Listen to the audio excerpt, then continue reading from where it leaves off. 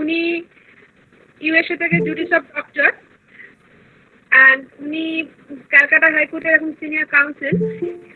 উনি বর্তমানে nationalist lawyers forum, একটি অর্গানাইজেশন যেটা অ্যাডভোকেটদের নিয়ে বহুদিন থেকে কাজ করে চলছে, সেই অর্গানাইজেশনের উনি পশ্চিমবঙ্গের প্রেসিডেন্ট, এবং অখিল ভারতীয় অধিবক্তা পরিষদ, যে রাষ্ট্রীয় স্বয়ংসেবক সংঘের যে অ্যাডভোকেট অর্গানাইজেশন আছে, সেই অর্গানাইজেশনের উনি ন্যাশনাল কাউন্সিল মেম্বার।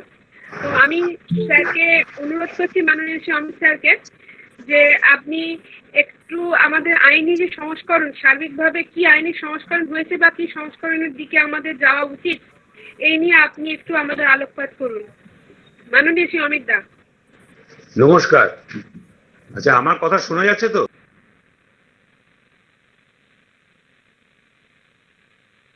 নমস্কার।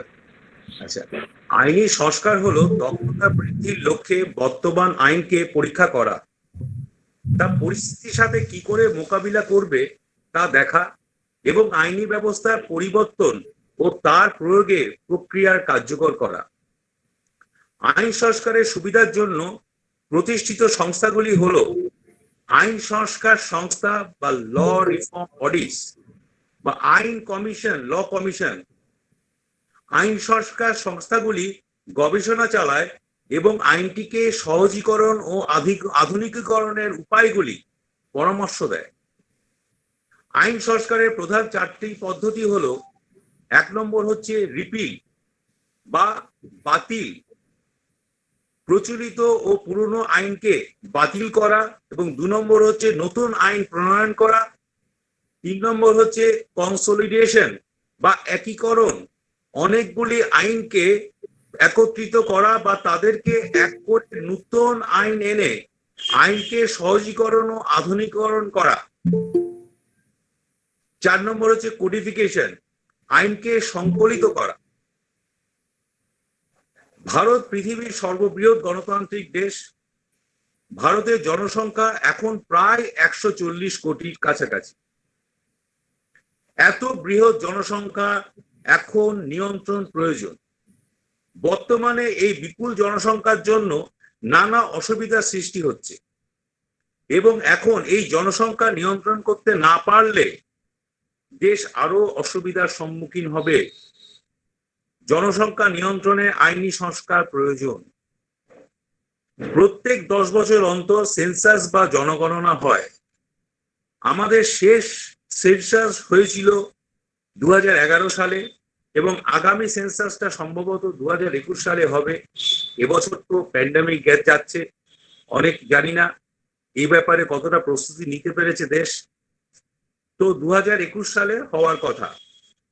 ন্যাশনাল পপুলেশন রেকর্ড বা এনপি, লোক সংখ্যা, ধর্ম, জাতি ভিত্তিক, তো মহিলা ও পুরুষরা কত আছে তা জানা যাবে। জনসংখ্যা নিয়ন্ত্রণ রাখতে গেলে ন্যাশনাল পপুলেশন কন্ট্রোল বিল আনার কথা ভাবা যেতে পারে। এটা আনার আগে আলোচনা প্রয়োজন, কিভাবে জনসংখ্যা নিয়ন্ত্রণ করতে হবে। বর্তমানে কেন্দ্রীয় সরকার 2014 পর যে আইনি সংস্কার করেছে তার কয়েকটার কথা উল্লেখ করব। দুর্নীতি বা করাপশন দেশ থেকে দূর করার জন্য যে আইন আনা হয়েছে তার কয়েকটার কথা সংক্ষেপে বলবো। 1 নম্বর হচ্ছে সিকিউরিটিজ লস অ্যামেন্ডমেন্ট অ্যাক্ট 2014। এই আইনটি আনা হয়েছে 25 অগাস্ট 2014-তে। এই আইনটি সিকিউরিটিজ মার্কেট রেগুলেটর সেবি, যেটা হচ্ছে securities and exchange board of India, কে নতুন ক্ষমতা দিয়েছে ফ্রডুলেন্ট ইনভেস্টমেন্ট স্কিম বা প্রতারণামূলক বিনিয়োগ স্কিম, বিশেষত পঞ্জি স্কিম, যেরকম সাদা আপনি টাকা বিনিয়োগ করছেন কিন্তু সেটা ইনভেস্টমেন্ট হচ্ছে না, সেটা অন্য খাতে চলে যাচ্ছে, কারো পকেটে চলে যাচ্ছে বা কিছু চলে যাচ্ছে। এই পঞ্জি স্কিম, এদেরকে রোখা। এই আইনটি ফাস্ট ট্র্যাক কোর্ট গঠন করে দ্রুত বিচারের কথা বলা হয়েছে। 2 নম্বর হচ্ছে black money, undisclosed foreign income and assets and imposition of tax act 2015। এই আইনটি আনা হয় 1 এপ্রিল 2015-তে। এই আইন কালো টাকা বা লুকোনো বা অপ্রকাশিত বিদেশি আয় ও সম্পদের কি করে মোকাবিলা করতে হবে তার কথা বলা হয়েছে। এই আইনটি নির্দেশিকা বা পদ্ধতির কথা বলেছে এদের মোকাবিলা করার, এই কালো টাকা ও লুকোনো বিদেশি আয়ের ব্যাপারে, ও কিভাবে তার উপর কর আরোপ করা যেতে পারে। 3 নম্বর হচ্ছে ফিউজিটিভ ইকোনমিক অফেন্ডার্স অ্যাক্ট 2018। এই আইনটি এসেছে 25শে জুলাই 2018-তে। এখানে পদ্ধতির কথা বলা হয়েছে কিভাবে ইকোনমিক অফেন্ডার বা অর্থনৈতিক অপরাধীদের ভারত থেকে পালিয়ে গিয়ে ভারতীয় আদালতের জুরিসডিকশনের বাইরে থাকা থেকে বিরত করা যেতে পারে। ভারতের আইনের শাসনের পবিত্রতা রক্ষা করার জন্য এবং এর সাথে সম্পর্কিত বিষয়গুলি রক্ষা করার জন্য এই আইন। এই পরিপ্রেক্ষিতে বলে রাখা প্রয়োজন যে ভারতের সঙ্গে অনেক দেশের প্রত্যাবর্তন চুক্তি হয়েছে এই অপরাধীদের ভারতে ফিরিয়ে আনার জন্য। এটা গেল অ্যান্টি করাপশন এর জন্য বা করাপশন বা দুর্নীতি দমন করার জন্য যে আইনগুলি এনে আনা হয়েছে তার কয়েকটার কথা আমি উল্লেখ করলাম। এগুলো সব আইন সংস্কারের হচ্ছে এক একটা অংশ। এবার বলবো যে ঋণ নিয়ে ঋণ খেলাপ করা এবং তার জন্য দ্রুত কিভাবে এই ঋণগুলি রিকভার করা যায় তার ব্যাপারে যে আইনটি এসছে সেটার কথা এবার বলবো। কিন্তু তার আগে আমি বলতে চাই 1969 সালে কমার্শিয়াল ব্যাংকগুলি ন্যাশনালাইজ করা হয়, কিন্তু কোনো তেমন প্রভিশন ছিল না সেখানে যে কি করে যারা ঋণ নিয়েছে সেই ঋণগুলিকে রিকভার করা যাবে তাদের থেকে কিভাবে, তার কোনো এরপর সালে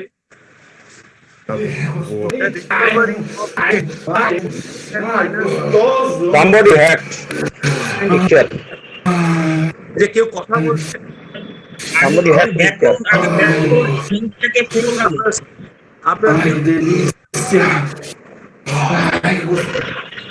অচিন্তদা অক্ষরা, হ্যাঁ আমি রিমুভ করে দিয়েছি, করুন। অক্ষরা রিমুভ হয়নি। ও আচ্ছা আচ্ছা ঠিক আছে, ওটা আমি করে দিচ্ছি, এখনো প্রেজেন্টিং চলছে। আমি করে দিচ্ছি ওটা। অক্ষরা, হ্যাঁ ওনাকে আচ্ছা লিংক নালে চেঞ্জ করুন। না না লিংক চেঞ্জ করতে হবে না, ঠিক আছে, কোনো অসুবিধা নেই, শুরু করুন। 2002-এ the Securitization Act, Reconstruction, Financial Assets and Enforcement of Security Interest Act 2002, যেটাকে সংক্ষেপে সারফেসি অ্যাক্ট 2002 বলা যাচ্ছে।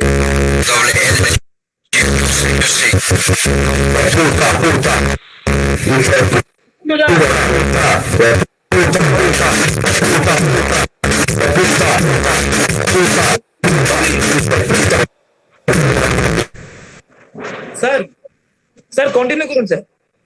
কি করে কন্টিনিউ করব? এরকম যদি হয়, ডিস্টারবেন্স হয়। এই আইনের মাধ্যমে ব্যাংকস বা financial institutions mortgage property foreclose বা বাজেয়াপ্ত করতে পারে ও তাদের অর্থ রিয়েলাইজ করতে পারবে, কিন্তু লোন অ্যামাউন্ট এবং ইন্টারেস্ট যদি মর্টগেজ প্রপার্টি থেকে বেশি হয় তাহলে সেটা সারফেসি আইনের রিয়েলাইজ করার কোনো প্রভিশন নেই। দেখা যাচ্ছে সরকার ব্যাংক লোন রিকভারি করার জন্য আরডিডিবি অ্যাক্ট 1993 ও সারফেসি অ্যাক্ট 2002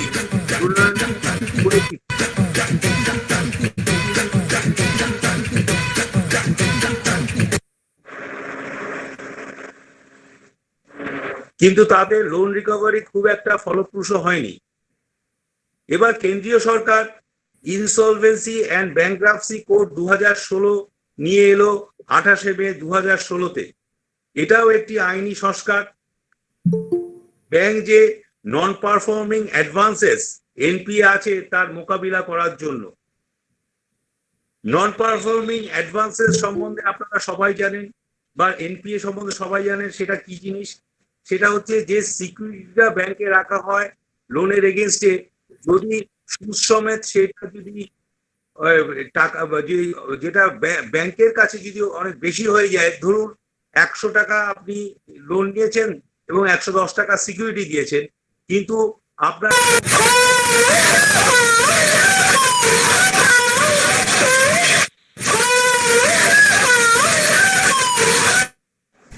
আচ্ছা এই অসভ্যটা কে? এই অসভ্যটাকে এই আচ্ছা, অসভ্যটা ইয়ে করো, খুব তাড়াতাড়ি এই করো। মানুষটি কি? আচ্ছা কে কি ওনা প্রবীর, কি গ্রাম থেকে প্রবীর কে মানুষটা? এটাকে একটু ব্যবস্থা নিতে হবে কিন্তু। আচ্ছা এ এক কে? মিনিট, এনাকে এনাকে জলদি খুব খুব তাড়াতাড়িতে এনাকে ট্যাপ করা হোক। আমি একটু বলছি শুনুন। এনাকে আমি বারবার রিমুভ করছি, রিমুভ করার পরে পারমিশন নিয়ে এন্ট্রি হয়। ওনার কোনো পারমিশন লাগছে না, এন্ট্রি হয়ে যাচ্ছে। কি করে আমি বুঝতে পারছি না এটা। বুঝতে পারছেন? হ্যাক করছে, মনে হচ্ছে লিঙ্কটা হ্যাক হ্যাক হয়ে করেছে, গেছে। হ্যাক করেছে। লিঙ্কটা হ্যাক হয়ে গেছে। লিঙ্কটা আমার মনে হয় ফ্রেশ লিঙ্কের নিয়ে আসা দরকার। হ্যাঁ, আমার মনে হয় 5 মিনিট ওয়েট করে সবাই অচিন্তদার কিছু একটা হচ্ছে, দেখুন না এতে। আমি নতুন লিংক ক্রিয়েট করে নিতে পারবো, কিন্তু কিন্তু সার্কুলেট করতে তো মানুষের ভিতরে এখন টাইম লেগে যাবে। হ্যাঁ হ্যাঁ হ্যাঁ, সার্কুলেট তো হবে না। আমি ওকে রিমুভ করছি, কিন্তু ও বিনা পারমিশনে এন্ট্রি হয়ে যাচ্ছে। কি করে এটা আমি বুঝতে পারছি না। একে ও সম্পূর্ণ হ্যাক করে ঢুকে গেছে। কি গাইন থেকে কোভিড সামথিং, মানে নামটা দেখে তো মনে হচ্ছে মানে পরিকল্পনা করে এটা করা হচ্ছে। হ্যাঁ, এটা সে তো নিশ্চয়ই। আবার ঢুকে গেছে, আবার ঢুকেছে। এটাকে বের করে দাও। বের তো করছি, কিন্তু ও তো বারবার ঢুকে যাচ্ছে। না, ওকে ফলো করো, ঢুকলেই বের করে দাও। এই যে আবার ঢুকেছে তো। আপনি রেডি থাকুন ওনাকে, আপনি রেডি থাকুন, ওনার সঙ্গে সঙ্গে আপনি ই করবেন। না না, অ্যাকচুয়ালি আমার মনে হয় নতুন লিঙ্ক আবার এ করে আবার স্টার্ট করা উচিত, কারণ একবার ঢুকে গেছে মানে এরকম চলতেই থাকবে। নতুন লিংক এখন করা হোক, লিঙ্কটা নতুন চেঞ্জ link। করলে না সার্কুলেট করতে আমাদের প্রবলেম হবে। আমি নতুন কাউকে জানাতে অসুবিধা। আবার আবার ঢুকেছে, আবার ঢুকেছে।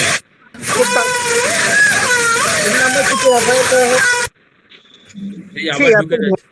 আমি রিমুভ করেছি, কিন্তু ওকে আটকানো যাচ্ছে না তো, কোনো পারমিশন ছাড়া কি করে ঢুকে যাচ্ছে?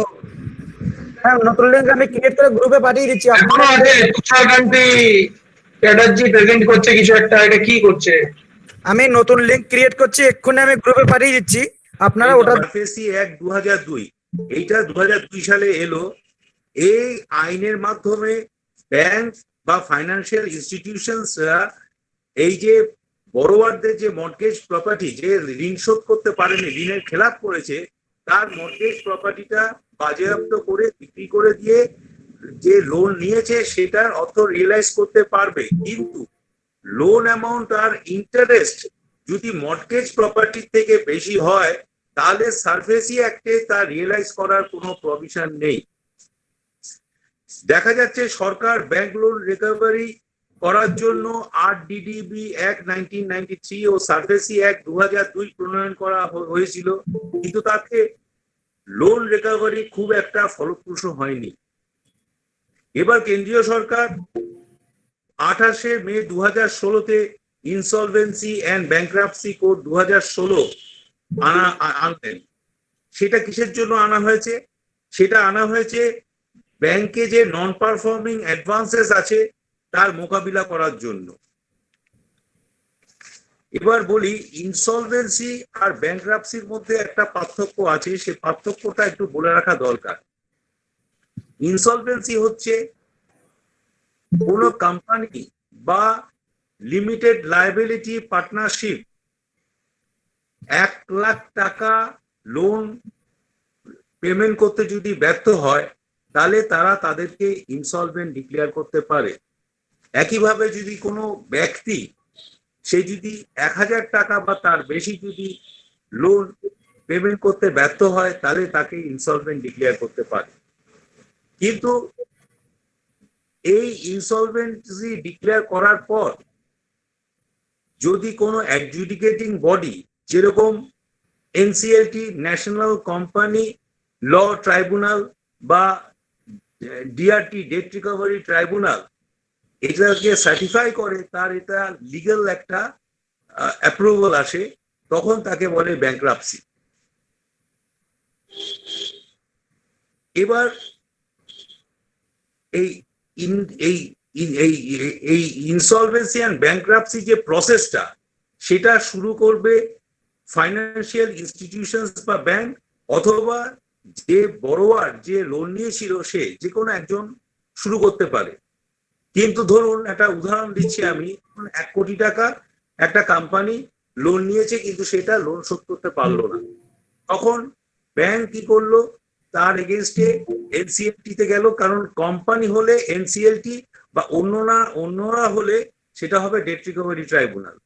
তো সেখানে গেল, সেখানে গিয়ে তখন এনসিএলটি ওকে বলল যে তুমি একটা রিজলিউশন নাও যে কোম্পানি তার যে বিজনেস আছে সেটাকে ভাইবল করতে পারবে কিনা। তার সময়সীমা একটা দেওয়া আছে, 180 দিন প্লাস 90 দিন, 270 দিন। 270 দিনের মধ্যে দেখতে হবে সে ভাইবল হতে পারবে কিনা, রিজলিউশন নিতে হবে। রিজলিউশন নেওয়া গেল না, ভাইবল হবে বলে ওরা দেখলো না, তখন ওই কোম্পানিকে লিকুইডেশন বা ওয়াইন্ডিং আপে পাঠিয়ে দেওয়া হলো। তার অ্যাসেট বিক্রি করে যে ব্যাংকের যে লোন আছে, ইন্টারেস্ট আছে, সেগুলো সব শোধ হয়ে যায়। তাহলে দেখা যাচ্ছে এই আইনটি হচ্ছে সব থেকে দ্রুততার সাথে আপনার লোন যেটা নিয়েছে বড়োয়ার সেটাকে রিকভারি করতে সাহায্য করছে। এবার আলোচনা করলাম আমি যেটা, সেটা হচ্ছে যে জনসংখ্যা করে নিয়ন্ত্রণ করা যাবে তার ব্যাপারে একটু চিন্তা ভাবনা করা, এবং দুর্নীতির বিরুদ্ধে যে আইনগুলি হয়েছে তা সম্বন্ধে কিছুটা বললাম, এবং ঋণ খেলাপ করলে তার রিকভারি কি করে তাড়াতাড়ি হবে সেটা সম্বন্ধে বললাম। এবার আমি বলবো যে আরেকটি আইন, সেটা হলো জিএসটি। সেই জিএসটিটা কি? Goods and services tax act India 2017। এটা একটা গুরুত্বপূর্ণ সংস্কার ভারতবর্ষে হয়েছে ইনডাইরেক্ট ট্যাক্সের উপর বা পরোক্ষ করের উপর। এই আইনটি এসেছে 1 জুলাই 2017-তে। এটাকে বলা হয় ওয়ান নেশন ওয়ান ট্যাক্স। এটা ডেস্টিনেশন বেসড বা কনজাম্পশন বেসড ট্যাক্স। দুটো সংসদীয় আইনের উপর ভিত্তি করে জিএসটি বা পণ্য পরিষেবা আইন হয়েছে। এই আইনগুলির একটি হলো IGST integrated goods and services tax act, এবং অপরটি হলো CGST central goods and services tax act. আইনি সংস্কার বা লিগ্যাল রিফর্মের প্রকৃত উদাহরণ জিএসটি। এটা ইনডাইরেক্ট বা পরোক্ষ কর। জিএসটি অনেক ইনডাইরেক্ট ট্যাক্সকে রিপ্লেস করেছে। ভারতে জিএসটি আসার আগে কেন্দ্র ও রাজ্য আলাদা আলাদাভাবে ইনডাইরেক্ট ট্যাক্স বা পরোক্ষ কর আদায় করত। কেন্দ্র যে সকল ইনডাইরেক্ট ট্যাক্স আদায় বা আরোপ করত তা হলো কেন্দ্রীয় আবগারি শুল্ক,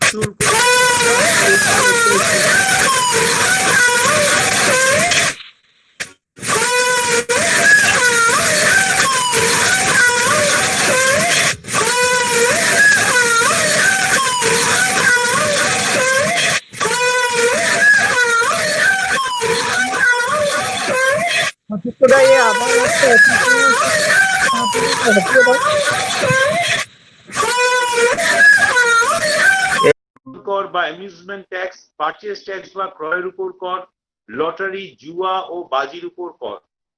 জিএসটি আসার পর কেন্দ্র ও রাজ্য যে সকল ইনডাইরেক্ট ট্যাক্স আরোপ বা আদায় করত তা বিলুপ্ত হয়েছে। জিএসটিতে 3 রকমের ইনডাইরেক্ট ট্যাক্স আছে। তা হলো, 1 নম্বর হচ্ছে সিজিএসটি, কেন্দ্রীয় পণ্য ও পরিষেবা কর। এসজিএসটি, রাজ্য পণ্য পরিষেবা কর। এবং interstate goods and services tax বা আন্তঃরাজ্য পণ্য পরিবহন কর বা আইজিএসটি। জিএসটি প্রতিটা ট্রানজ্যাকশন বা সেল যখন হয় সে সময় প্রযোজ্য হয়। জিএসটি আসার ফলে ইনডাইরেক্ট ট্যাক্স বা পরোক্ষ কর সরলীকরণ হয়েছে এবং করের উপর কর দেওয়া বন্ধ হয়েছে। যে করের উপর কর দেওয়া হতো আগে তাকে বলতো কাসকেডিং এফেক্ট, এবং তার ফলে জিনিসপত্রের দাম বাড়তো। এখন সেটা হচ্ছে না বলে জিনিসপত্রের দাম কমবে। কোন রাজ্যের মধ্যে পণ্য বিক্রি হলে সেই যে জিএসটিটা হয় সেটা 50% পায় কেন্দ্র এবং 50% পায় রাজ্য। যেরকম ধরুন বাংলার মধ্যে কলকাতা থেকে কোনো পণ্য যাচ্ছে বাঁকুড়াতে, সেখানে সেই পণ্যের দাম ধরুন 100 টাকা, 10% জিএসটি হলে তাহলে 10 টাকা জিএসটি হবে।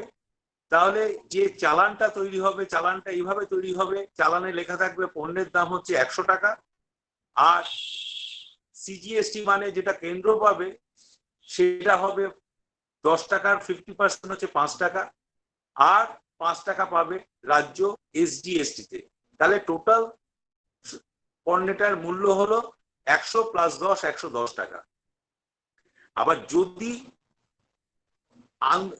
যদি ইন্ট্রা স্টেট হয়, মানে একটা স্টেট থেকে ইন্টার স্টেট হয়, ইন্টার স্টেট ট্রানজাকশন হয়, যদি একটা স্টেট থেকে আরেকটা স্টেটে হয়, ধরুন মহারাষ্ট্রে কোনো পণ্য উৎপাদন হলো সেটা বাংলাতে আসছে, তাহলে আইজিএসটি হবে।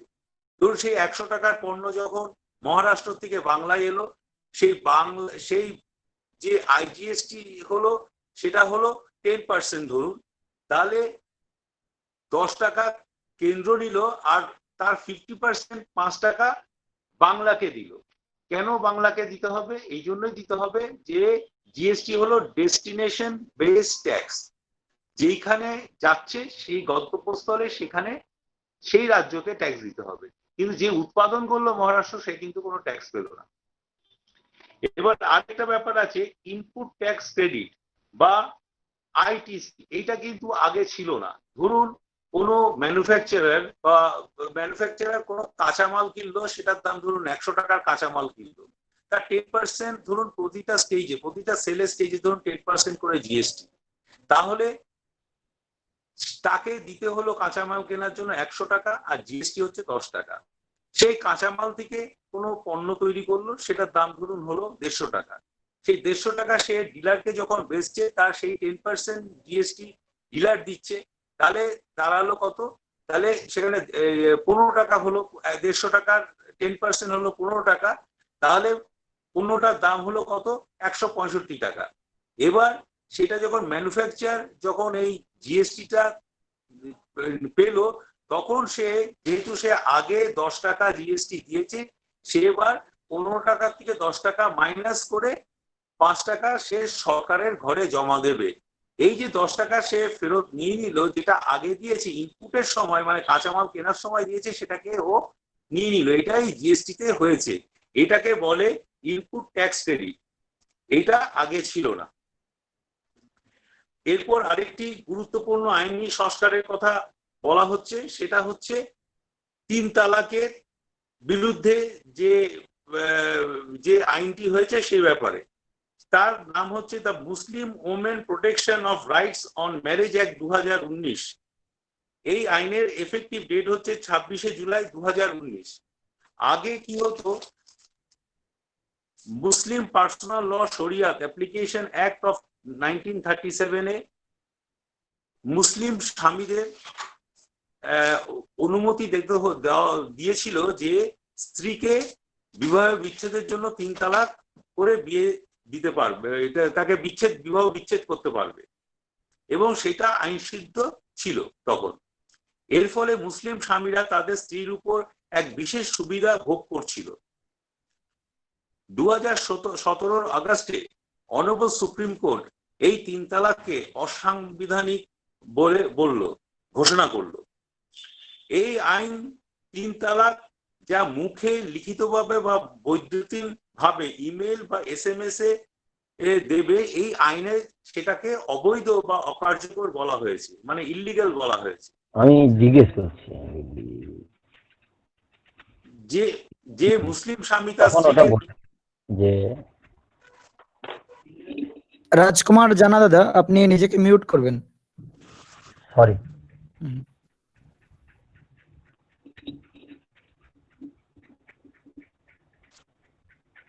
যে মুসলিম স্বামী তার স্ত্রীকে 3 তালাক দেবে, তার 3 বছর হাজতবাসের কথা আইনে বলা আছে। এই আইনে মুসলিম অসহায় মহিলাকে ও তার বাচ্চাদের মেইনটেনেন্স দেওয়ার কথা বলা হয়েছে। এই আইন মুসলিম মহিলাদের অধিকার প্রতিষ্ঠা করেছে ও তাদের আত্মসম্মান নিয়ে থাকার কথা বলেছে।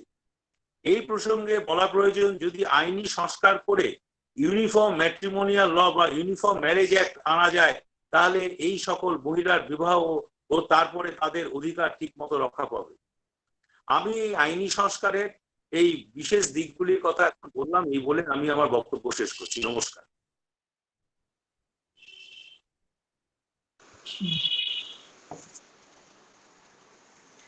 ধন্যবাদ স্যারকে অনেক।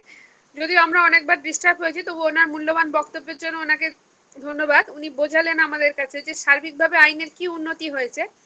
তো আমি আবিরদাকে বলছি, আবিরদা আপনি নেক্সট যিনি আমাদের স্পিকার আছেন তাকে একটু স্বাগত করুন। আবিরদা। আমাদের নেক্সট স্পিকার ছিলেন পার্থপ্রতিম পাল। উনি Silchar university department of law এর প্রফেসর। তো ওনার ওখানে নেটওয়ার্ক সমস্যা থাকার জন্য উনি জয়েন করতে পারেননি। তো তারপরে আমাদের যিনি স্পিকার আছেন, বক্তা আছেন, শ্রী সুদীপ্ত মজুমদার স্যার। উনি আমাদের শিলিগুড়ি সাব ডিভিশনাল কোর্টের লয়ার এবং আমাদের সিকিম হাইকোর্টেরও উনি প্র্যাকটিস করেন এবং আমাদের জলপাইগুড়ি সার্কিট বেঞ্চ হাইকোর্টের, ক্যালকাটা হাইকোর্টের জলপাইগুড়ি সার্কিট বেঞ্চের উনি স্ট্যান্ডিং কাউন্সিল। উনি স্যার আপনি আনমিউট করুন sir.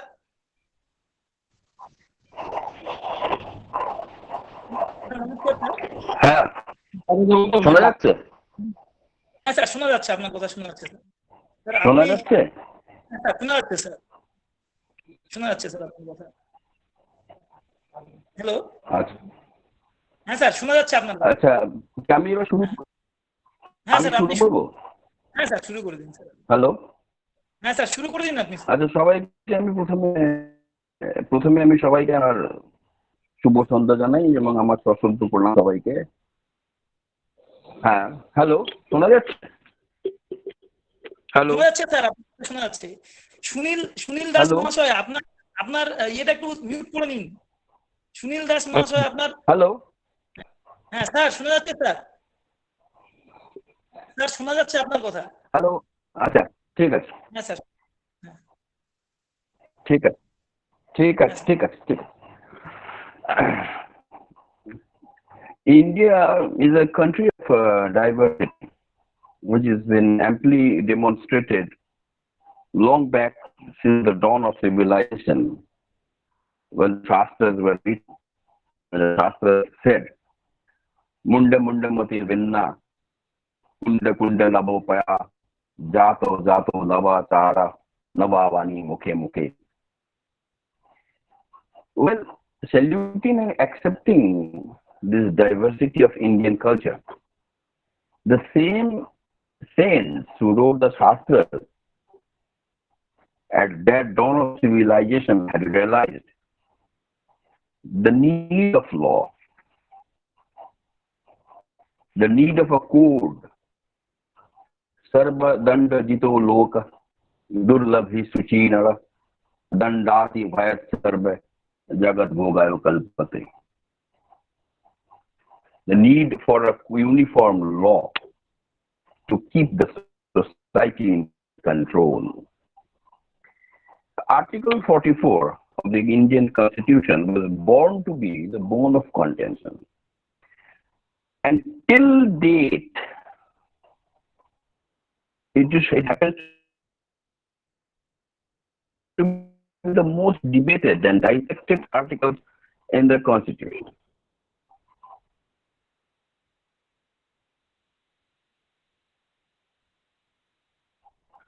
As we find behind the pictures of its ends.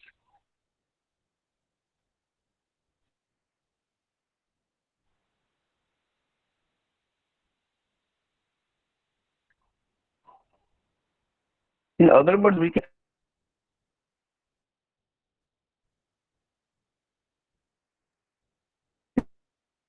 uniform civil code is the ongoing point debate regarding Indian Constitution's mandate to replace personal laws based on scriptures and with a common set of rules governing every citizen. Apart from being an important issue regarding secularism in India and fundamental right to practice religion as it is Article 25, Article 44 has become one of the most controversial topics in contemporary politics since the post-Sabon judgment in 1985. Although Article 44 of the Indian Constitution guarantees uniform civil code to all citizens, the debate arose when the question of making certain laws applicable to all citizens without abridging the fundamental right to practice religious functions. The debate then focused on the Sharia law, permitting unilateral divorce, polygamy, and putting it among the legally applicable Sharia law. It was this Article 44 was even a debatable topic then.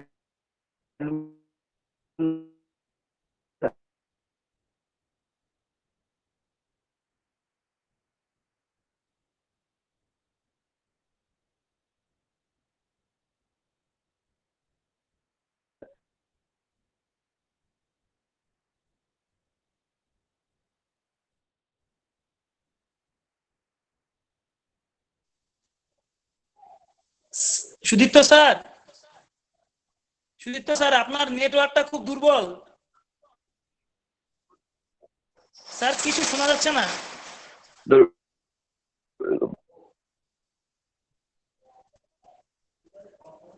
Sir.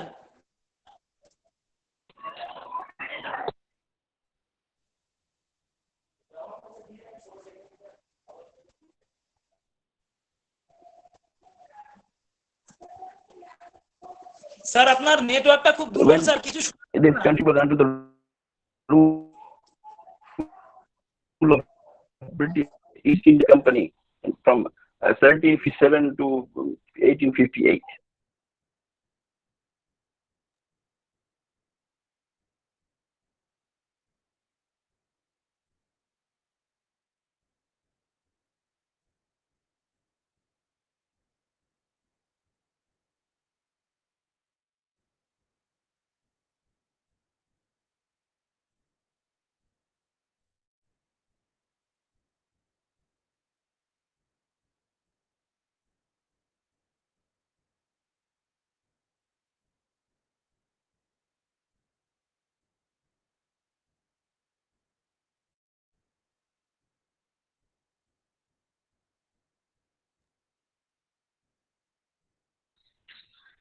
Hello. Hello sir. Sir আপনার নেটওয়ার্কটা খুব দুর্বল sir.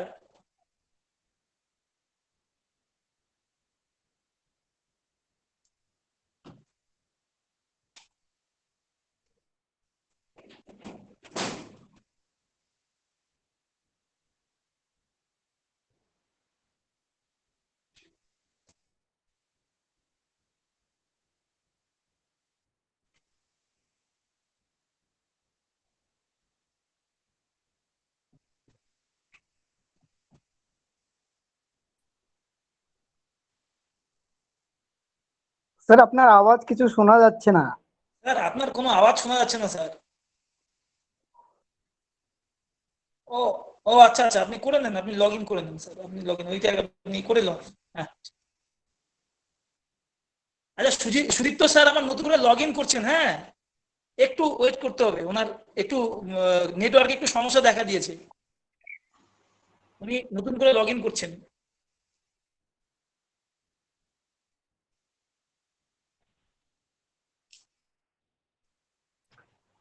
Hello, হ্যাঁ sir. ও কৌশিকদা, মানে আবার কি কোনো problem হচ্ছে? হ্যাঁ উনি আবার নতুন করে লগ ইন করছেন। হ্যাঁ আচ্ছা এক মিনিট একটু জিজ্ঞেস করছি, উনি কি সিনসিয়ারলি বলে কোনো আইডি থেকে লগ ইন করছে? আমি কিন্তু ওটা ডিনাই করছি, তো ওটা কি নামে করছে একটু জিজ্ঞেস করুন।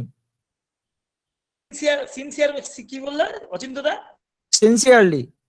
হ্যাঁ নাকি ওইটা নাকি ঠিক ঠিক ওই সিনিয়রলি না কিরকম কিছুটা আছে আর কি, না হ্যাঁ, যাই হোক। পুরো ঠিক ঠিক। আচ্ছা কি সিনসিয়ারলি হ্যাঁ সিরিয়াসলি ঠিক। ঠিক।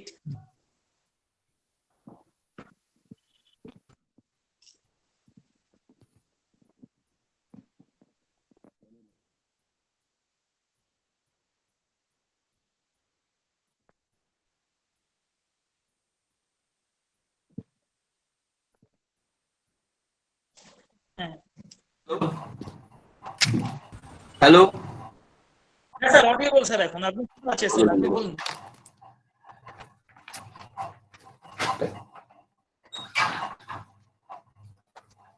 এখন শোনা যাচ্ছে? শোনা যাচ্ছে স্যার, একদম স্পষ্ট। আচ্ছা, সরি ফর দ্য ইন্টারাপশন। আমি তাহলে প্রথম থেকেই শুরু করি আবার।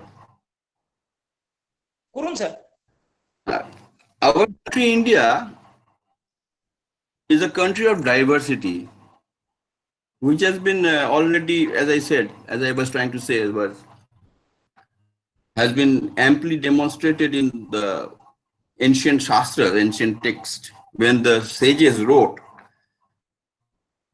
Munde Munde Motir Vinna Kunde Kunde Nabo Paya Jato Jato Navachara Navavani Mukhe Mukhe. That means that each mind has a different thought, each pond has a different water, each race has a different custom.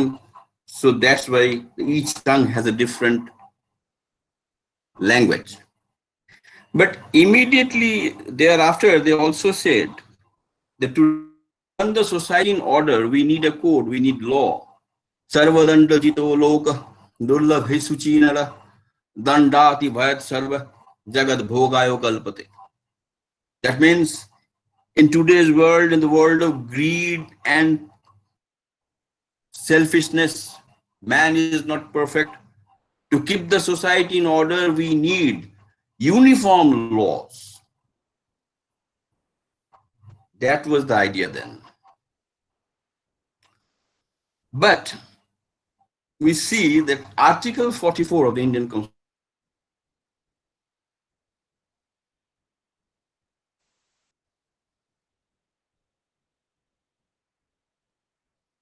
dissected articles in the Constitution. Now, clubbing it under the head of directive principles has only given Article 44 and hello, like that we find behind the pictures of saintly figures. And very likely, it has also kept Article 44 out of the reach of the common people, like those pictures coming with hello. In other words, we can say uniform civil code is the ongoing point of debate regarding India's constitutional mandate to replace personal laws based on scriptures and customs of each major religious community in India with a common set of rules governing every citizen. Apart from being a very important issue regarding secular,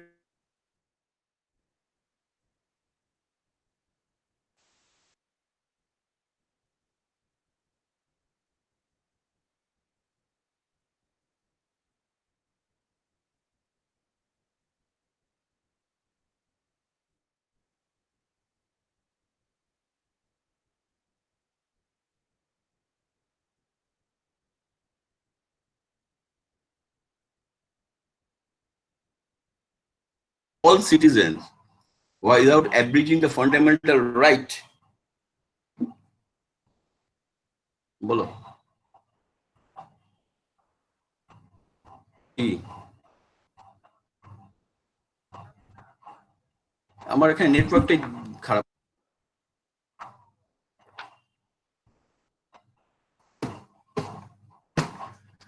আমাকে শোনা যাচ্ছে?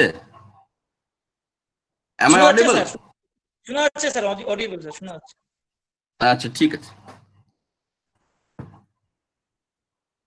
The debate now then went focused on to the Muslim personal laws, which is partially based on Sharia law, and which permits unilateral divorce, polygamy, putting above the legally applicable Sharia law. This topic was even debatable when India was under the rule of East India Company from the time of 1757 to 1858, prior to coming of the British Raj. British, as they were there then, tried to reform social and religious customs.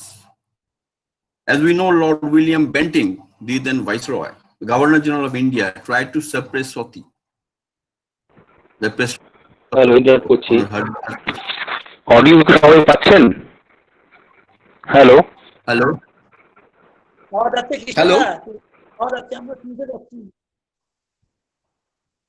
Hello, am I audible? হ্যাঁ শোনা যাচ্ছে sir শোনা যাচ্ছে আপনি audio মাঝে মাঝে missing হচ্ছে actually, তখন শোনা যাচ্ছে না, এখন আবার একটু শোনা যাচ্ছে।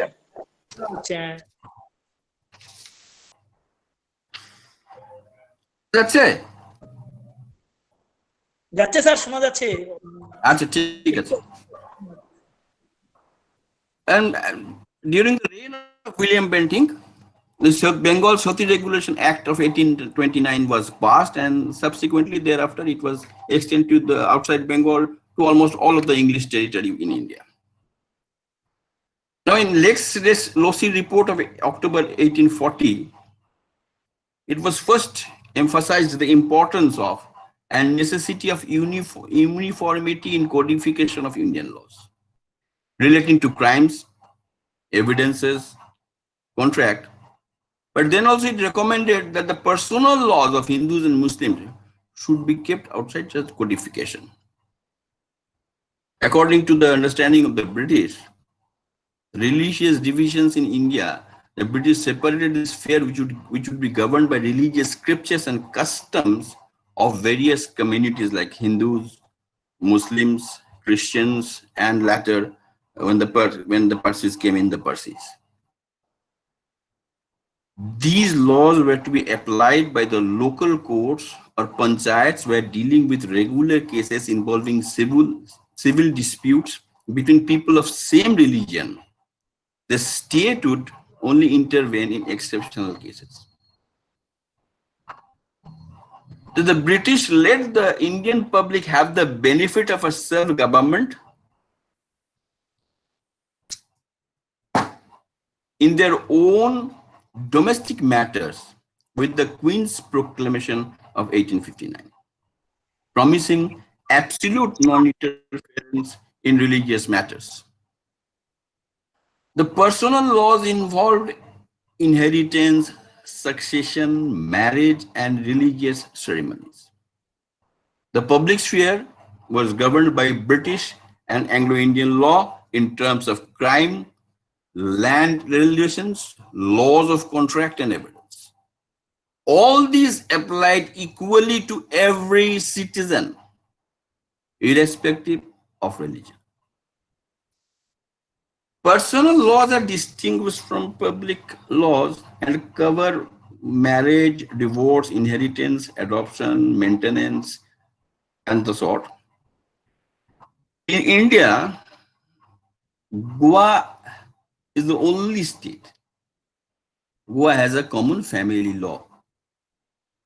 And thus it qualifies as the only state in India to have a uniform civil code. The Special Marriage Act, 1954, permits any citizen to have a civil marriage outside the realm of any specific religious personal laws. Personal laws were first framed during British Raj mainly for Hindus and Muslim citizens. The British feared opposition from community leaders and refrained further interfering within this domestic sphere. Interestingly, the demand for an uniform civil code was first put forward by women activists in the beginning of the 20th century with the objective of women's rights, equality, and secularism. Till independence in 1947, a few law reforms were passed to improve the condition of women, especially Hindu widows. Amidst significant opposition in 1956, the Indian Parliament passed the Hindu Code Bill. Though a demand for a uniform civil code was made by the first Prime Minister Jawaharlal Nehru, his supporters and women activists, but they had to finally accept the compromise of it being added to the directive principles because of opposition from the Muslim members in the Constituent Assembly of India.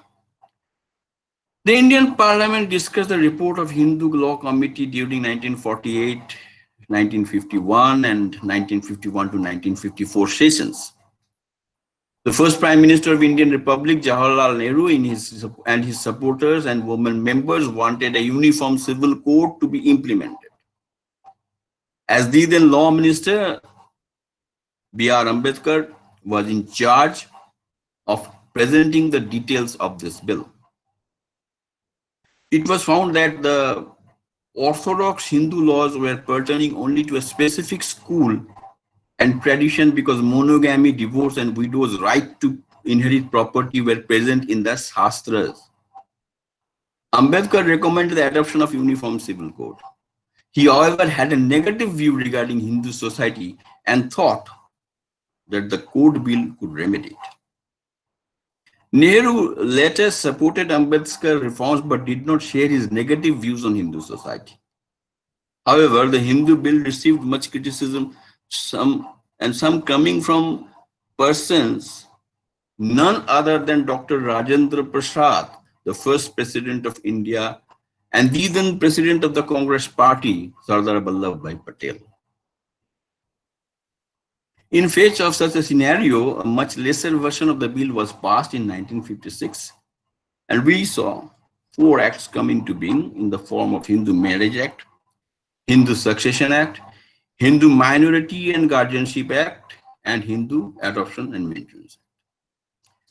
It was decided to add the implementation of an uniform civil code in Article 44 of the Directive Principles of the Constitution, specifying the state shall endeavor to secure for citizens a uniform civil code throughout the territory of India.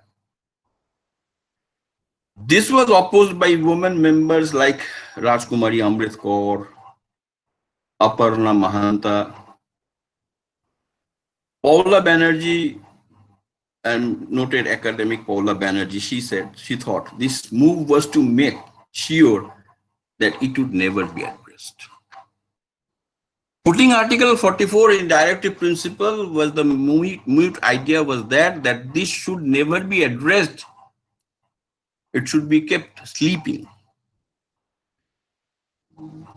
Aparna Mahanta clearly wrote, failure of Indian state to provide a uniform civil code consistent with its democratic, secular, and socialist declarations further illustrates the modern state's accommodation of traditional interests of a patriarchal society. The preamble of the Constitution, the leaders of the nation, they very loudly advocate socialism, secularism, democracy, and yet they turn a deaf ear and a closed eye towards the directive principle which contains Article 44. The Hindu Code Bill, however, failed to control the prevalent gender discrimination. The laws on divorce were framed giving both partners equal voice, as the law says so. But we know majority of its implementation involved those are initiated by men. Since the act applied only to Hindus, women from other communities remained subordinated. For instance, Muslim women under the Muslim personal law could not inherit agricultural land. Pandit Nehru accepted that the bill was not complete and perfect, but was cautious about implementing drastic changes which could steer up specific communities. From the very beginning, even after the implementation of the Constitution, even implementing the constitution were done by weighing, balancing interests and objections from a certain community. He did agree that it lacked any substantial reforms, but as it was his own fashion, he said, still it was an outstanding achievement of his time. He had a significant role in getting the Hindu Code Bill passed and laid down women equality as an ideal to be pursued in Indian politics, which was eventually accepted by the previous critics of the bill. Uniform civil code for him was a necessity for the whole country, but he did not want to push it or force it upon any community, especially if they were not ready for such a reform. According to the government led by Mr. Nehru, such lack of uniformity was preferable, since it would be ineffective if implemented. Thus, the great leaders of our country at that point of time, according to their vision and judgment and focal views, family law uniformity was not applied and was added to the directive principles of the Constitution. Post-Hindu bill, the personal laws in India had two major areas of application: the common Indian citizens and the Muslims. The common Indian citizens and the Muslim community, whose laws were kept away from any reforms, which was in itself a paradox to the core idea of uniform civil code. However, the ongoing conflict between the secular and religious authorities over the issue of uniform civil code eventually seemed to ebb a bit until the famous Shah Bano case in 1985 blew the lid. We know Shah Bano was a 73-year-old lay woman who sought maintenance from her husband, Muhammad Ahmed Khan. He had divorced her after 40 years of marriage by triple talaq and denied her regular maintenance by the verdict of a local court in 1980. Khan,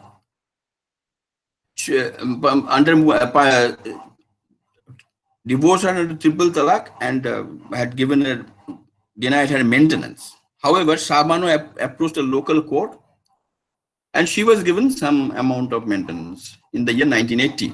Now, Ahmed Khan, Muhammad Ahmed Khan, he was a lawyer.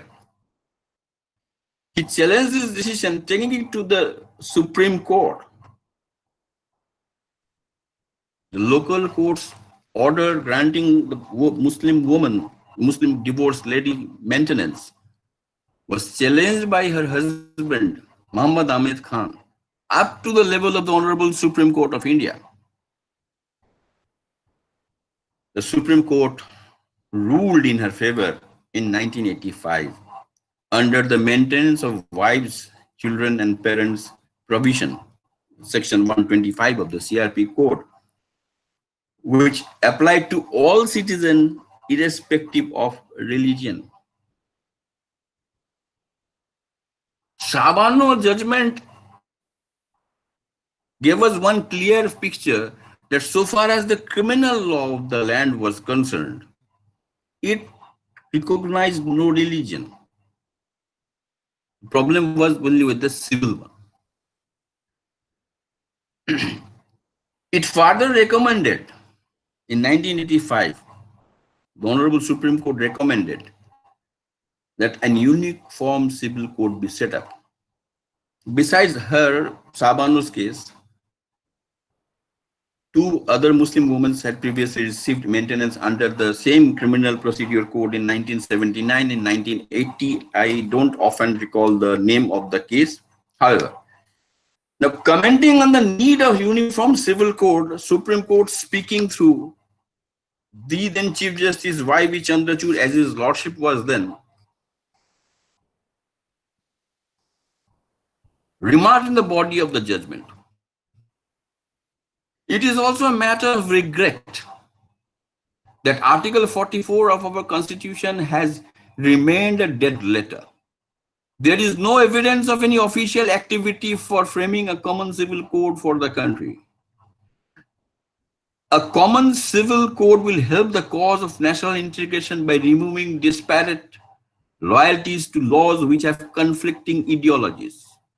No community is likely to bail the cat by making gratuitous concessions on this issue. It is the state which is charged with the duty of securing an uniform civil code for the citizens of the country, and unquestionably it has the legislative competence to do so." A counsel in the case whispered somewhat audibly that legislative competence is one thing and the political courage to use that competence is quite another. We understand the difficulties involved in bringing persons of different faiths and persuasions on a common platform, but a beginning has to be made if the Constitution has to have any meaning. Inevitably, the role of the reformer has to be assumed by the courts because it is beyond the endurance of sensitive minds to allow injustice to be suffered when it is so palpable. But piecemeal attempts of courts to bridge the gap between personal laws cannot take place of a common civil code. Justice to all is far more satisfactory way of dispensing justice than justice from case to case. Surprisingly, what ought to have been the impetus for the legislature to go for the uniform civil code turned out to be a struggle between the judiciary committed on urging uniformity and legislature willing to dwell on diversity. Thereafter, again and again, Supreme Court has emphasized the need of implementation of uniform civil code and urged the state to breathe life into Article 44. Nobody was listening. In 1985 itself, in MS Jordan Ding Day, need for uniform civil code was restated by the Supreme Court. 10 years later,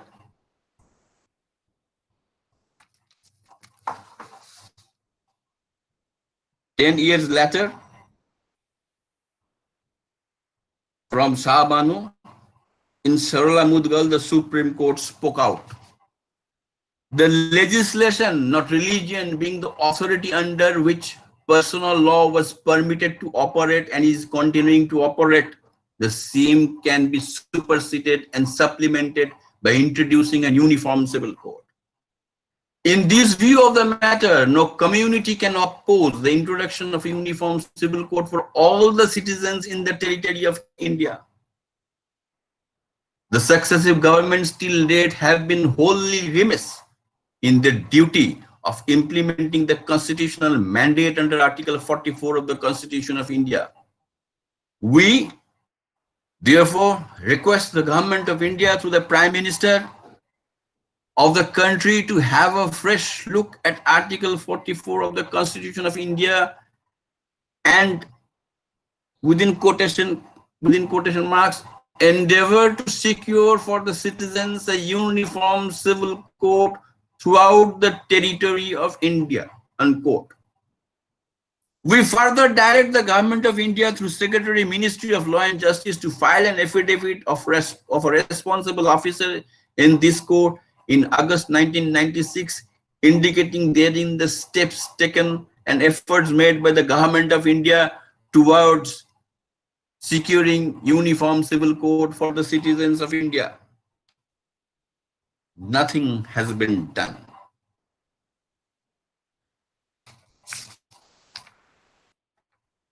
This was the mandate of the Constitution, framers of the Constitution under Article 44 of the Constitution of India. Thereafter, again in Lily Thomas in 2000, Supreme Court again said, application of uniform civil code to all the citizens of India is a policy matter to be applied by force of law of legislature. Court cannot exercise the powers unless legislature chooses to make any such law. The Supreme Court have suggested or requested the government to take over the application of uniform civil code, but have not issued any positive directions to the government to apply any such law in any case. Supreme Court was found saying in 2003, in declaring in John Valamatham versus Union of India, deciding testamentary dispositions of will executed by Christians. The classification based on religion and between religious and charitable, all the legal or illegal deathbed gifts and dispositions is arbitrary, unreasonable, and discriminatory. Article 44 requires an uniform civil code for all citizens. Again, in Ismail versus Fatima, Supreme Court again said, Chapter 4 of the Constitution is a command addressed to all functionaries of the state. This was in 2011. Lackadaisical state attitude was facing the wrath of the irritated judiciary. Article 44 being encapsulated in the immune part of directive principles, the judiciary would do little to enforce it, though it, with great uneasy mind, felt that it should be activated. Try as it might, the state was not in a mood to pay any heed to the several and repeated alarm calls sounded by the judiciary. The words of Chief Justice Y.V. Chandrachud, as he said in Shah Banu's case, keeps ringing in the ears. A counsel in the case whispered somewhat audibly that legislative competence is one thing and political courage to use that competence is quite another. In 2017, in Saira Banu, 5-judge bench of the Supreme Court shot down triple talaq on the ground of arbitrariness and being violative of fundamental rights. The judiciary seemed now to be desperate to bridge the gap and to bell the cat in the way it could do by delivering case-to-case justice instead of justice for all. Legislature, slow to rise from slumber, got through with the bill against triple talaq, but it still remains a lot to be done. Uniformity in the laws of the land is the need of the day, and for that, Article 44 needs to be resurrected from its sleep. With uniformity and equality prevailing in the very system, India will rise to that dream nation of Swami Vivekananda, Akhanda Vaibhavshali Matribhumi. Jai Hind. Thank you.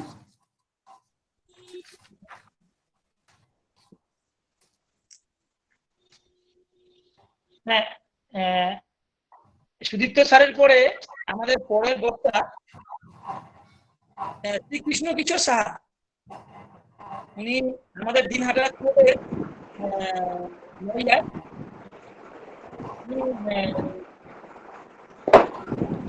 Hello, শোনা যাচ্ছে? আবির শোনা যাচ্ছে তো? আগে officer ছিলেন এবং ছিলেন এখন আমাদের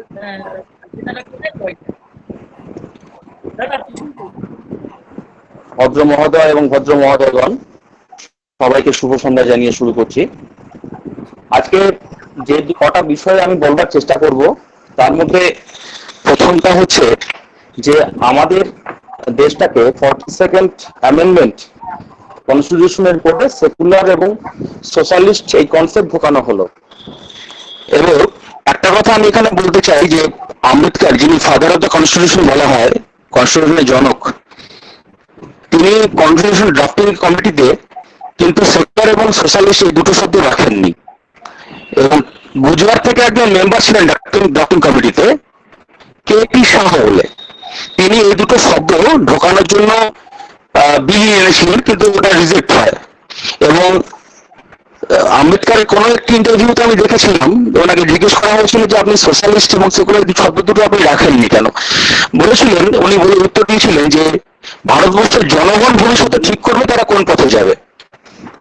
যাই হোক, আমাদের সেকুলার করা হলো, কিন্তু এটা সিউডো সেকুলার, সত্য ধর্ম নিরপেক্ষ। কারণ এখনো প্রচুর ধর্মগত আইন বা ধর্মীয় আইন আমাদের দেশে রয়ে গেছে, যেটা একটি ডেমোক্রেটিক বা গণতান্ত্রিক রাষ্ট্র এবং যেটা যে নিজেকে ধর্ম নিরপেক্ষ বলে ঘোষণা করেছে, সেখানে আমরা এটা আশা করতে পারি না। ইউনিফর্ম সিভিল কোডের কথা মিস্টার মজুমদার বললেন, এবং ওখানে একটা শুধুমাত্র আমি উল্লেখ করতে চাই যে Maharshi Avadhesh versus union of India 1994 supreme court dismissed a petition seeking a writ of mandamus against the government of India to introduce a common civil code. The court took the view that it was a matter for the legislature. The court cannot legislate in these matters. তো uniform civil কোডটাকে আনতে গেলে পরে আমাদের লেজিসলেচারকে যিনি আছেন সংসদ তাকে আনতে হবে। এবং গোয়াতে যে কথাটা উনি বললেন, গোয়াতে কমন সিভিল কোড আছে, তার কারণ হচ্ছে গোয়া এটা ইনহেরিটেড করেছে পর্তুগিজদের কাছ থেকে। পর্তুগিজ আমল থেকে ওটা ওখানে কমন সিভিল কোড ছিল, সেটাই যখন আমাদের ভারতবর্ষে সংযুক্ত হলো গোয়া, তখন সেখান থেকে নিয়ে এসছে। কিন্তু গোটা ভারতবর্ষের জন্য ইউনিফর্ম সিভিল কোড এটা করা যায় কিনা, এটা লেজিসলেচারকে চিন্তা করতে হবে। Number 3, population control act. Population control অ্যাক্টে একটা বিল 2019-এ এসছে, 125 জন সাংসদের সই করা রাজ্যসভায়, কিন্তু এখনো ওটা আইনে পরিবর্তিত হয়নি। ইউনিভার্সিটি অফ টরন্টো কানাডায় একটা রিসেন্ট স্টাডি দেখাচ্ছে যে ওখানকার একটি প্রাণী মাউন্টেন স্কুয়েল, তাদের যখন খাদ্যের সমস্যা হয় বা কোনো অসুবিধা হয়, তখন তারা বার্থ রেট কমিয়ে দেয়। অথচ আমরা ভারতবর্ষের মানুষ, আমরা আজকে 138 কোটি, এবং একটা সমীক্ষায় দেখা যাচ্ছে যে আগামী 1 দশকে আমরা চীনকে ছাড়িয়ে যাব। সেই জায়গায় এই পপুলেশন কন্ট্রোল বিল যেটা এসছে, তাকে আইনে পরিণত করাটা অত্যন্ত জরুরি। কারণ না হলে ভারতবর্ষের সর্বত্র এই সুফল, গণতন্ত্রের সুফল, উন্নতির সুফল ছড়িয়ে দেওয়া সম্ভব নয়। তাই আমি আশা করবো ভবিষ্যতে যে আমাদের লেজিসলেচার বা সংসদে এই বিল আইনে পরিণত হবে, এবং ভারতীয়দের স্বার্থে, জনগণের স্বার্থে এই আইন আসবে, ঠিক যেরকম সিএএ এবং এনআরসি এসছে। সবাইকে গুড অভিনন্দন জানিয়ে এবং শুভরাত্রি জানিয়ে আমি আমার সংক্ষিপ্ত বক্তব্য শেষ করছি। বন্দে মাতরম, ভারত মাতা কি জয়।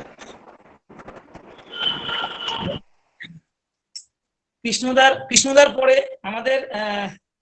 আমাদের পরবর্তী বক্তা, পরবর্তী স্পিকার মাননীয় শ্রী অসীম মজুমদার, শিলিগুড়ি কোর্টের বরিষ্ঠ আইনজীবী। অসীমদা আপনি আনমিউট করুন। অচিন্তদা,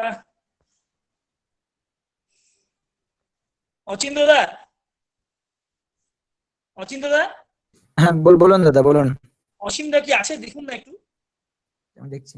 অসীম মজুমদার। না, অসীমদাকে পাওয়া যাচ্ছে না, দেখতে পাচ্ছি না অসীমদাকে। আচ্ছা, পাওয়া যাচ্ছে না তো? পরবর্তী বক্তাকে ডেকে নিন, অসীমদা নেই দেখছি। পরবর্তী বক্তা মাননীয় শ্রী কৌশিক ভদ্র মহাশয়, আমাদের মাথাভাঙ্গা কোর্টের বরিষ্ঠ আইনজীবী। দাদা, কৌশিক দা। হ্যালো। হ্যাঁ কৌশিক দা। হ্যাঁ কৌশিক দা, শোনা যাচ্ছে? কৌশিক দা, হ্যাঁ শোনা যাচ্ছে, ঠিক আছে। হ্যাঁ শোনা যাচ্ছে। সবাইকে আমার পক্ষ থেকে সবাইকে আমি গরিব অভিনন্দন জানাচ্ছি। আমার বেশি কিছু বলবো না, কারণ এখানে অমিত দা যেভাবে সব ধরনের আইনগুলো যেগুলো সংস্কার হয়েছে আলোচনা করেছেন। সুদীপ্ত দাও ইউনিফর্ম সিভিল কোড নিয়ে বললেন, কৃষ্ণকিশোর দাও কতগুলো পয়েন্ট নিয়ে বললেন। তা আমার যেখানে আজকে যে বিষয়টা হচ্ছে যে আইনি সংস্কার, এটার উপরেই মানে যেটা আলোচনাটা, এখানে আমরা যেটা বাস্তব মানে কোর্টে প্র্যাকটিস করতে গিয়ে যেটা দেখতে পাচ্ছি যে খালি যে মানে আইন সংস্কার করলেই হবে তা কিন্তু নয়, সেখানে কিন্তু বিচার ব্যবস্থারও কিন্তু সংস্কার খুব দরকার আছে, খুব প্রয়োজন। কারণ যেগুলো উদাহরণে দেখা যাচ্ছে, কিছু দেখা যাচ্ছে যে বিচারপতি নিয়োগ পদ্ধতি যেটা ছিল national judicial appointments commission act 2014 সালে নরেন্দ্র মোদী আসার পরে যে বিলটাকে পাস করলেন, রাষ্ট্রপতি সই হয়ে গেল, তারপরে সেটা সুপ্রিম কোর্ট কিন্তু নিজেদের নিয়োগ পদ্ধতি বা ট্রান্সফারের ক্ষেত্রে যে স্বচ্ছতা গভর্নমেন্ট আনার চেষ্টা করেছিল, সেটাকে কিন্তু ওরা বানচাল করে দিয়ে নিজেদের হাতে রাখলো, নিজেদের নিয়োগ নিজেদের হাতে রাখলো। সুতরাং সংস্কার যেটা সরকার করতে চাইছিল সেটা কিন্তু সার্বিকভাবে করতে পারলো না। এবং আমরা প্র্যাকটিস করতে গিয়েও দেখতে পাচ্ছি, যেমন আমার কোর্টেই আমি দেখতে পাচ্ছি যে বিচারপতিদের কিছুটা মনোভাব হচ্ছে একনায়কতান্ত্রিক মনোভাব আছে। যেমন কোর্ট খোলার ক্ষেত্রে, যেমন এই যে এখন লকডাউন চলছে, কোর্টের আমাদের জজ সাহেবের অর্ডার আছে যে প্রত্যেকদিন কোর্ট খোলার জন্য, কিন্তু আমাদের বার অ্যাসোসিয়েশনকে ডেকে মাথাভাঙ্গার যে কোর্টের বিচারপতি এডিজে সাহেব, তিনি বললেন কি যে আমরা 3 দিন করে কোর্ট করব, বাদ বাকি 3 দিন আপনাদেরকে বন্ধ রাখতে হবে। তা আমরা বলেছি যে এই ধরনের অর্ডার তো জজ সাহেব দেননি, জজ সাহেব প্রত্যেকদিন কোর্ট করার জন্যই বলেছে। উনি বললো যে না, তাহলে কিন্তু আমি অর্ডার গুলো কিন্তু আপনাদের পক্ষে দেবো না, ভাবুন কি করবেন, হয় 3 দিন কোর্ট চালু রাখেন আর 3 দিন বন্ধ রাখেন, আর না হলে পরে আমরা কিন্তু অর্ডার দেবো না। তো বাধ্য হয়ে আমাদের বার অ্যাসোসিয়েশনের যারা মেম্বার সিনিয়র তারাও চিন্তা ভাবনা করে বললো যে এই ক্লাসে যাওয়া যাবে না, ঠিক আছে মেনে নিচ্ছি। এই যে কোর্টের দ্বারা আমরা ব্ল্যাকমেলিং হচ্ছি নিজেদের স্বার্থে, ওরা নিজেদের কে মানে কম কাজ করার জন্য প্রতিদিন না কাজ করে ওই 3 দিন কাজ করবে। তো এই যে একনায়কতান্ত্রিক যে মানসিকতা বিচারপতিদের, এটার ক্ষেত্রেও কিন্তু সংস্কার আনাটা খুব প্রয়োজন, এটা আমরা বাস্তব ক্ষেত্রে দেখতে পাচ্ছি। এবং এই যে বিচারপতি নিয়োগ পদ্ধতি যেটা বিল ছিল, যে national judicial appointments commission act, সেটাকে আগামী দিনে কিভাবে মানে সরকার আনতে পারে কিনা সেটা নিয়েও কিন্তু আমাদের ভাবতে হবে এবং আমাদের থেকে দাবি উঠতে হবে। কারণ এই আইনের সংস্কার করলেই খালি হবে না, কিন্তু এখানে বিচারপতিদের এবং বিচার ব্যবস্থারও কিন্তু সংস্কার খুব প্রয়োজন। এই বলে আমি আমার যেটা আমরা বাস্তব সমস্যার মধ্যে মানে যেগুলো দেখতে পাচ্ছি বা আমরা পড়ছি, এই জিনিসটা আমি তুলে ধরলাম। আর বেশি কিছু বলবো না। আমার পক্ষ থেকে সবাইকে শুভরাত্রি এবং গৈরিক অভিনন্দন জানিয়ে আমার সংক্ষিপ্ত বক্তব্য আমি শেষ করলাম। কৌশিক ভদ্র মহাশয় পরে আমাদের পরবর্তী বক্তা মাননীয় শ্রী রজনীশ ত্রিপাঠী স্যার। रजनीश सर आपका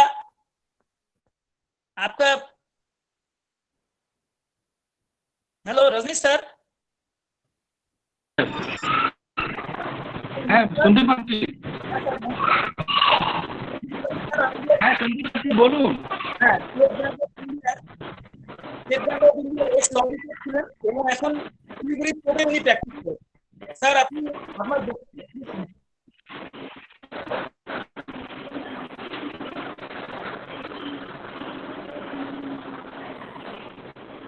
हेलो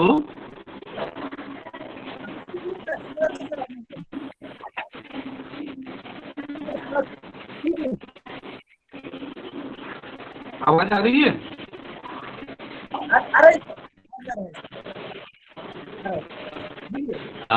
सभी सीनियर्स को मेरा सादर प्रणाम।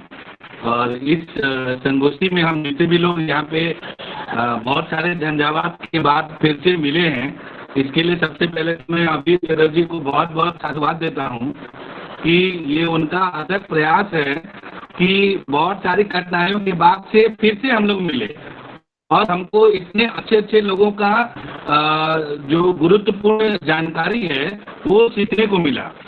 अभी सुमित्रा सर ने बोला और अमित सर ने बोला, मतलब बहुत सारी चीजें हम जानते हैं, इन सब के बावजूद भी हमको समझ नहीं पाते हैं। तो आज मेरा तो प्रैक्टिस ज़्यादा नहीं हुआ है, सिलीगुड़ी में मैं मात्र 1 साल से प्रैक्टिस कर रहा हूँ, लेकिन जितना मैंने बैंक में जो सीखा वो जाना, आज जो संस्कार की बात हम लोग कर रहे हैं, उस संस्कार की बात करने के लिए मैं सिर्फ इतना ही बोलूँगा कि हम लोग के बैंक में, बैंक का काम सिर्फ क्या है कि बैंक में पैसा देना और बैंक का रिकवरी करना। तो जो बीइंग एडवोकेट हम लोग क्या करते हैं कि किस किस तरीके से हम लोग बैंक का पैसा रिकवर करा सकते हैं, जिसमें 3-4 तरीका होता है। एक तो होता है कि सिविल केस दायर करना, दूसरा होता है सर्फेसी के द्वारा आगे बढ़ना, और तीसरा होता है डीआरटी, जो अभी इस समय सबसे टॉप मोस्ट का प्रायोरिटी में चल रहा है। तो मैं डीआरटी के बारे में, जो लोग भी डीआरटी में केस करते हैं उनको मालूम है, अभी पहले 10 लाख रुपया था, अभी वो 20 लाख रुपया, मतलब जब अगर हमारा suit amount along with the interest को लेके अगर 20 लाख से ऊपर का हो जाता है तो हम लोग उस बॉरोवर के अगेंस्ट में केस फाइल कर सकते हैं। लेकिन जो छोटे छोटे केस हैं जहाँ पे 1 लाख से ऊपर का अगर कोई केस है, कोई अगर सूट अमाउंट है, और वहाँ पे अगर हमारी रिकवरी होने का चांसेस तभी होता है जब हम सर्फेसी के द्वारा करते हैं, क्योंकि सर्फेसी एक ऐसा एक्ट है जो भारत सरकार ने बनाया है जिसको टाइम बाउंड मैंने रखा है कि विद इन 180 डेज के अंदर में हम लोग उस प्रॉपर्टी को पोजीशन लेके, सेल करके और उस पैसे को लेके लोन अकाउंट को क्लोज कर सकते हैं। तो 2-3 चीज हम लोग बैंक का एक मोटा मोटी जो आदमी होता है, कोई भी बैंक वाला, वो यही मान के चलता है 13(2), 13(4) और सेल, जबकि ऐसा नहीं है। क्योंकि बैंक, अभी जैसे हम लोग फील्ड में आए तो हम लोग को मालूम चला कि बैंक बहुत सारा गलती करता है। 13(2), 13, तो हमारा बीइंग ए लॉयर, हमारा ये कर्तव्य बनता है कि हम उस अपने बैंकर को या अपने जो क्लाइंट है, कोई भी जो हमारा क्लाइंट है, बैंकर है या बैंक के अलावा भी जो क्लाइंट है, उनको हम इस बात के लिए एजुकेट करें कि इन चीज़ों को पालन करने से हमारा सर्फेसी है बढ़िया चलेगा और हम रिकवरी और सेल कर पाएंगे। जो 2-3 चीज़ें हैं, एक है 13(2).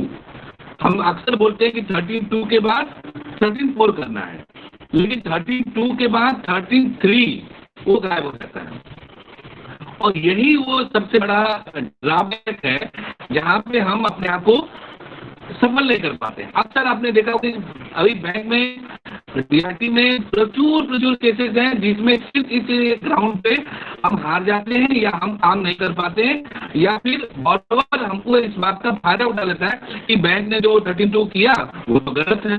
13(2) पहली बात वो कर ही नहीं सकता, 13(2) अगर किया तो उसमें ये पॉइंट गलत है।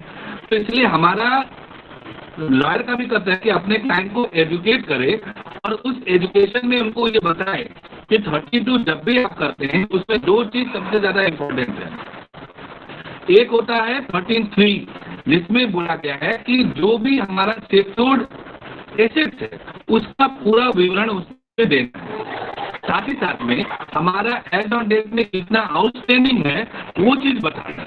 अगर इन दोनों चीजों को जाती है तो आप जिंदगी में कभी भी उस प्रॉपर्टी को सेल नहीं कर पाएंगे। तो ये 2 चीज की जरूरत सबसे बड़ी होती है किसी भी 13(2) का। और अभी जो नया अमेंडमेंट आया है उसमें बोला गया है कि अगर कोई बॉरोवर या कोई भी आदमी, any person if raise any objection और representation against the 13(2), then bank is bound to reply him within, आगे 7 days था, अभी 15 दिन का टाइम दे, विदिन 15 डेज। लेकिन तब जब वो 13(2) का जो टाइम पीरियड है 60 डेज उसके अंदर में रहेगा तभी। उसके पहले अगर आपको कोई जाता है तो आप जवाब दे भी सकते, नहीं दे सकते, लेकिन अगर आप उस 60 दिन के अंदर में अगर कोई रिप्लाई देता है या कोई उसमें ऑब्जेक्शन करता है तो उसका है you have to reply the said representation, तो वो रिप्लाई देना। अगर वो रिप्लाई आप दे देते हैं उसके बाद फिर आप 13(4) करते हैं और फिर जो 30 दिन के बाद से फिर सेल करते हैं, सेल करके आप बेच देते हैं। अभी बैंक याद अक्सर भूल क्या करता है कि 13(4)(a) और 13(4) में कंफ्यूजन होता है। 13(4) ये बोलता है कि टू टेक द पोजीशन।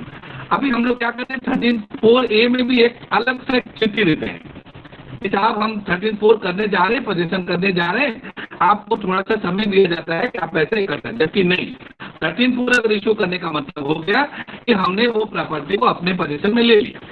अभी फैक्टो और ला दोनों के हिसाब से भी अगर जो पोजीशन लेने का होता है कि हम पूरी तरह से पोजीशन अगर ले फिजिकल पोजीशन भी ले सकते हैं और सिंबल पोजीशन भी ले सकते हैं। इन दोनों ही स्थिति में हम लोग पोजीशन लेने के बाद उस प्रॉपर्टी को शेयर कर सकते हैं थ्रू प्रोसेस जो ईडी वे में है। इसमें किसी भी कोर्ट का कोई इंटरवेंशन नहीं होता है सबसे। लेकिन कुछ चीजों का जरूरत होता है कि जो कुछ चीजों पे आप 13(2) भी नहीं कर सकते हैं, वो चीज हमको जानना सबसे ज्यादा जरूरी होता है।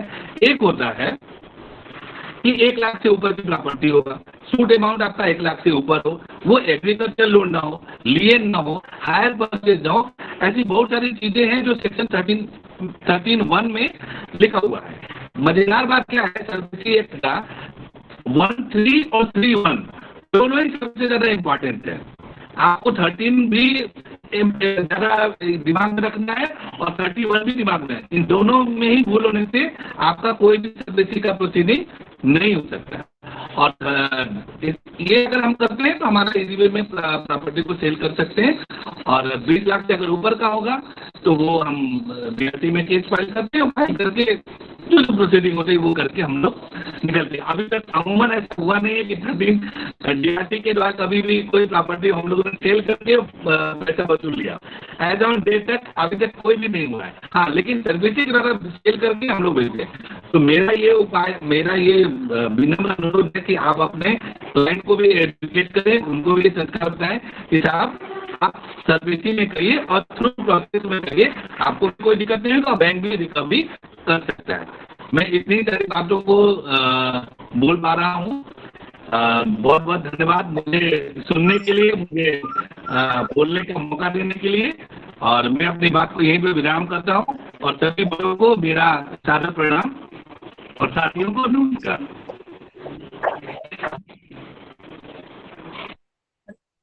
আচ্ছা, আমাদের সমস্ত বক্তাদের সমস্ত স্পিচ আমাদের এখানে হয়ে গেল। তো এখন আমাদের পার্থপ্রতিম পাল, যিনি উপস্থিত হতে পারেননি, উনি একটা খুব গুরুত্বপূর্ণ একটা সূচনা দিয়েছেন। বলেছেন যে আমরা তো সমস্ত লিগ্যাল ল রিফর্মসের উপরে অনেক আলোচনা করলাম, তো আসল যে রিফর্মটা সেটা আমরা এখান থেকে একটা প্র্যাকটিক্যাল শিক্ষা নিলাম যে আমাদের সাইবার ইনফরমেশন টেকনোলজির উপরে খুব বড় একটা রিফর্ম দরকার, এবং খুব গুরুত্বপূর্ণ সূচনা যে আমাদের সাইবার ল এবং ইনফরমেশন টেকনোলজির উপরে অ্যাক্টের উপরে, আইটি অ্যাক্টের উপরে বড় একটা রিফর্মের দরকার, এবং এটা সত্য কথা। আচ্ছা, এবার ঘটনা হচ্ছে আপনাদের এই এখানে যারা জয়েন করেছেন তাদের যদি কোনো রকম প্রশ্ন থাকে আপনারা ভীষণ বেঙ্গলের গ্রুপে